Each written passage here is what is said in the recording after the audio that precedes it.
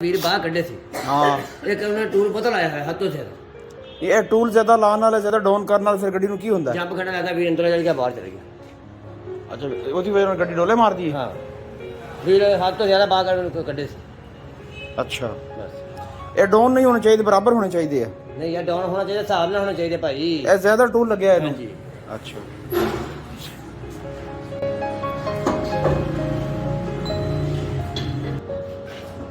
ਤੇ ਚੈੱਕ ਤੇ ਕਰੋ ਕਿੰਨੇ ਗ੍ਰਾਮ ਘੱਟ ਹੈ।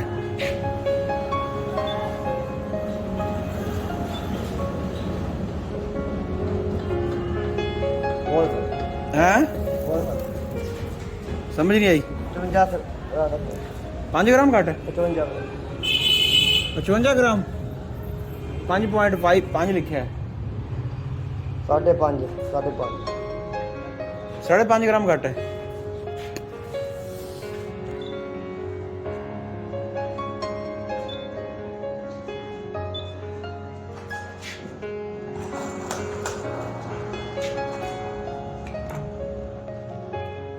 उतना ही दस रहा 5.5।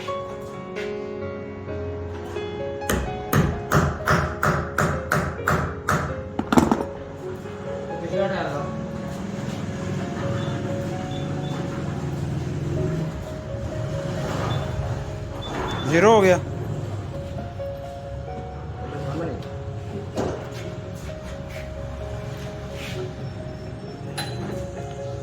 अच्छा अगर जिस तरह के जितने ग्राम घट होता है ਉਹਦੀ ਵਜ੍ਹਾ ਨਾਲ ਫਿਰ बैलेंस ही नहीं चलती ਗੱਡੀ ਬਬਲਿੰਗ ਨਹੀਂ ਕਰਦੀ। बबलिंग करती है। ਕਰਦੀ ਹੈ ਯਾਰ ਨਾ ਦਾ ਰੇਮ ਪਾਇਰ ਦਾ ਵਾਈਬ੍ਰੇਸ਼ਨ ਅਸੀਂ ਕਰੇ ਤੇ ਵਾਈਬ੍ਰੇਸ਼ਨ ਕਰੇ ਰੇਮ ਜਦੋਂ ਫਿਰ ਐਂਡ ਵੀ ਲੈ ਸਕਦੇ ਆ, ਬੁਸ਼ ਵੀ ਲੈ ਸਕਦੇ, ਹਰ ਛੱਡ ਲਈ ਉਹ ਰੇਮ ਮੈਂ अच्छा ਰੇਮ ਵੱਜ ਕੇ ਚੱਲੇਗਾ ਬੜੀ ਸਿੱਧੀ ਚੱਲੇਗੀ, ਰੋਜ਼ ਦਾ ਖਰਚਾ ਵੀ ਘੱਟ ਹੋਊਗਾ।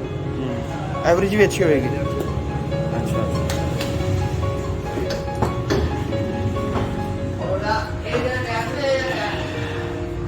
ਗ੍ਰਾਮ ਜੀ ਘੱਟ ਹੋਣ ਦੀ ਵਜ੍ਹਾ ਨਾਲ ਗੱਡੀ ਜਿਹੜਾ ਨਾ ਬਬਲਿੰਗ ਕਰਦੀ ਹੈ ਜੀ।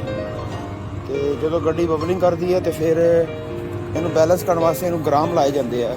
1 ਗ੍ਰਾਮ 2 ਰੁਪਏ ਦਾ ਲਾਉਂਦੇ ਆ ਤੇ ਇਹ ਬੜਾ ਸਸਤਾ ਹੁੰਦਾ ਹੈ ਜੀ। ਇਹਨਾਂ ਨੂੰ ਕਰਵਾਉਣਾ ਚਾਹੀਦਾ ਹੈ। ਅਗਰ ਨਾ ਕਰਵਾਓਗੇ ਤਾਂ ਗੱਡੀ ਬਬਲਿੰਗ ਕਰੇਗੀ, ਬੈਲੈਂਸ 'ਚ ਨਹੀਂ ਚੱਲੇਗੀ, ਸਿੱਧੀ ਨਹੀਂ ਚੱਲੇਗੀ। ਜਦੋਂ ਸਿੱਧੀ ਨਹੀਂ ਚੱਲੇਗੀ ਤੇ ਫਿਰ ਗੱਡੀ ਟਾਇਰ ਵੀ ਖਾ ਜਾਏਗੀ। ਅਗਰ ਗੱਡੀ ਟਾਇਰ ਖਾ ਜਾਏਗੀ ਤੇ ਫਿਰ ਟਾਇਰਾਂ ਦਾ ਬਹੁਤਾ ਖਰਚਾ ਹੈ। ਟਾਇਰਾਂ ਦਾ ਖਰਚਾ ਬਹੁਤ ਹੈ। ਇਸ ਵਾਸਤੇ ਇਹਦੀ ਅਲਾਈਨਮੈਂਟ ਬਹੁਤ ਜ਼ਰੂਰੀ ਹੈ। ठीक है सर, अल्लाह हाफिज़।